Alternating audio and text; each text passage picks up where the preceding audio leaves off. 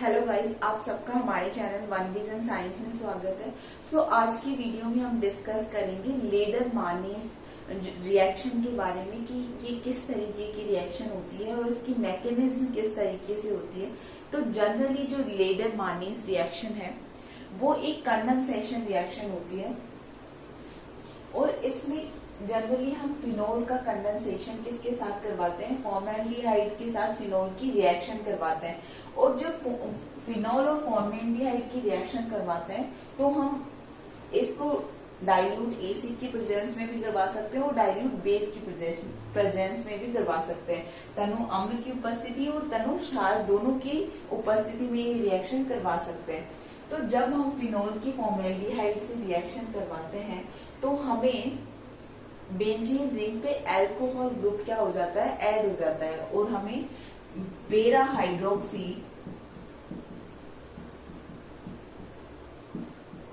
बेंजील alcohol मिलता है और ऑर्थो हाइड्रोक्सी बेंजील अल्कोहल मिलता है। पेरा और ऑर्थो हाइड्रोक्सी बेंजील अल्कोहल हमें मिलते हैं। तो इन दोनों में से जो हमें पेरा मिलता है वो 80% मिलता है और जो ऑर्थो मिलता है वो 20% मात्रा में मिलता है। तो सबसे इस जो रिएक्शन है इसके अंदर पेरा हाइड्रोक्सी बेंजील अल्कोहल अधिक बनता है। तो जनरली ये पेरा हाइड्रोक्सी बेंजील अल्कोहल बनाने की रिएक्शन है। तो इसकी मैकेनिज्म दोनों तरीके से हो सकती है। हमने बात करी कि ये एसिड की प्रेजेंस, डाइल्यूट एसिड की प्रेजेंस में भी हो सकती है और डाइल्यूट बेस की प्रेजेंस में भी हो सकती है। तो जब हम रिएक्शन को एसिड की प्रेजेंस में करवाते हैं तो इसकी मैकेनिज्म अलग तरीके से होती है और जब हम इस रिएक्शन को बेस की प्रेजेंस में करवाते हैं तो इसकी मैकेनिज्म अलग तरीके से होती है। तो अगर अम्ल की उपस्थिति में करवाते हैं या एसिड की प्रेजेंस में जब ये रिएक्शन करवाते हैं तो इसकी मैकेनिज्म सिंपली इस तरीके से होती है कि हमने सॉल्यूशन में क्या लिया, डाइल्यूट एसिड लिया। तो जो एसिड का H+ आयन है वो फॉर्मेल्डिहाइड पे अटैक करता है। और किस तरीके से अटैक करता है, जो फॉर्मेल्डिहाइड में कार्बन से डबल बॉन्डेड ऑक्सीजन है वो ऑक्सीजन क्या करता है, कार्बन ऑक्सीजन के एक पाई बॉन्ड के इलेक्ट्रॉन्स को अपनी तरफ ले लेता है। तो जैसे ही पाई बॉन्ड के इलेक्ट्रॉन्स को अपनी तरफ लेगा उस पे नेगेटिव चार्ज आ जाता है और इस नेगेटिव चार्ज से ये पॉजिटिव एसिड है H+ है वो जाके अटैच हो जाता है और क्या बना लेता है, OH बना लेता है। और जैसे ही ये बॉन्ड टूटा तो इस ऑक्सीजन पे तो नेगेटिव चार्ज आया था लेकिन कार्बन पे क्या आ रहा है, पॉजिटिव चार्ज आ जाता है। तो इस तरीके से कार्बन क्या हो गया, पॉजिटिव, और OH हमारे पास अल्कोहल बन गया। अब ये पॉजिटिव होने की वजह से कार्बन किस तरीके से बिहेव करता है, इलेक्ट्रोफाइल या इलेक्ट्रॉन स्नेही की तरह बिहेव करता है। और इलेक्ट्रोफाइल होने की वजह से इसे क्या चाहिए, ऐसी स्पीसीज चाहिए जिसके पास क्या हो, इलेक्ट्रॉन डेंसिटी ज्यादा हो। तो ये रिंग या फिनोल पर अटैक करता है। तो फिनोल में जो ऑक्सीजन के लॉन पेयर्स थे वो रिंग में क्या करते हैं, कॉन्जुगेशन में आ जाता है। और रिंग में आने की वजह से जो ऑर्थो पोजीशन है और पेरा पोजीशन है वहां पे क्या हो जाती है, इलेक्ट्रॉन डेंसिटी इंक्रीज हो जाती है।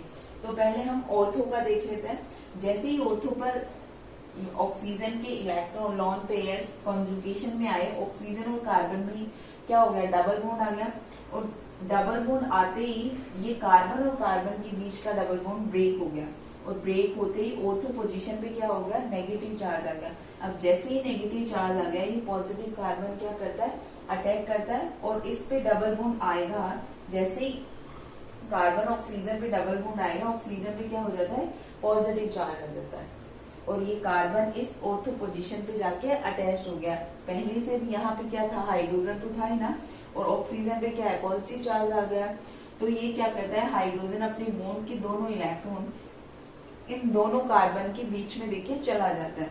और जैसे ही डबल बॉन्ड आया, ये पहले जो ऑक्सीजन और कार्बन के बीच में डबल बॉन्ड बना था वो वापस से ब्रेक हो जाता है और ऑक्सीजन पे इलेक्ट्रॉन्स वापस से चले जाते हैं और पॉजिटिव चार्ज क्या होता है, हट जाता है। और अब यहाँ से जो H+ रिलीज हुआ है वो H+ निकल जाता है और हमें सिंपली क्या मिलता है, ऑर्थो हाइड्रोक्सी बेंजील अल्कोहल। और सेम इसी तरीके की रिएक्शन अगर पेरा पर नेगेटिव चार्ज आता है तो पेरा पर ये वाली स्पीसीज पेरा पर अटैक करती है और इसी तरीके की मैकेनिज्म पेरा के साथ होती है। तो यहाँ पे हमें क्या मिल रहा है, ऑर्थो हाइड्रोक्सी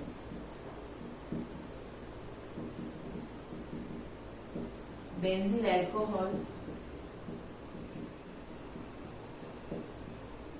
अब अगर ये तो बात हुई कि जब हम एसिड एज ए कैटलिस्ट लेते हैं या हम डाइल्यूट एसिड की उपस्थिति में इस रिएक्शन को करवाते हैं, लेकिन अगर हम डाइल्यूट बेस की प्रेजेंस में इस रिएक्शन को करवाते हैं तो मैकेनिज्म किस तरीके से होती है, क्षार उत्प्रेरक की उपस्थिति में या फिर डाइल्यूट बेस की प्रेजेंस में ये रिएक्शन करवाई जाती है। तो अब हमारा जो बेस है, बेस का काम क्या होता है, एसिड मोर एसिडिक हाइड्रोजन को ले जाता है।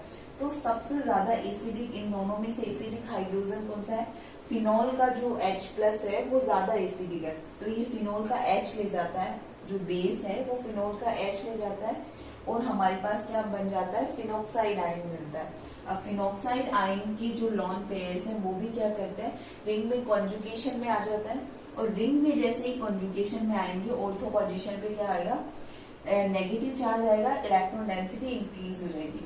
अब जैसे ही इलेक्ट्रॉन डेंसिटी यहाँ इंक्रीज हुई, ये जो हमारा फॉर्मेल्डिहाइड है इस पर अटैक करता है। किस तरीके से अटैक करता है, ऑक्सीजन जैसे अपने इलेक्ट्रॉन पाई बॉन्ड के इलेक्ट्रॉन अपनी तरफ ले लेता है, कार्बन पे पॉजिटिव चार्ज आ जाता है और ये पॉजिटिव चार्ज इलेक्ट्रोफाइल की तरह इस नेगेटिव पर अटैक करती है और सेम वही वाली पोजीशन आ जाती है जो ऑक्सीजन के, कार्बन ऑक्सीजन भी डबल बॉन्ड आया, यहाँ से हाइड्रोजन अपनी बॉन्ड के इलेक्ट्रॉन दोनों कार्बन के बीच में देके जाएगा तो ऑक्सीजन भी फिर से इस बॉन्ड के इलेक्ट्रॉन वापस चले जाएंगे और फिनोक्साइड आयन फिर से बन गया और जो ये H+ यहाँ से निकला वो इसी कार्बन पे CH2O- बना हुआ है, वहां जाके अटैच हो जाता है। तो ये हमारे पास फिनोक्साइड आयन बन गया। जब इसको एक H+ के साथ रिएक्शन करवाते हैं तो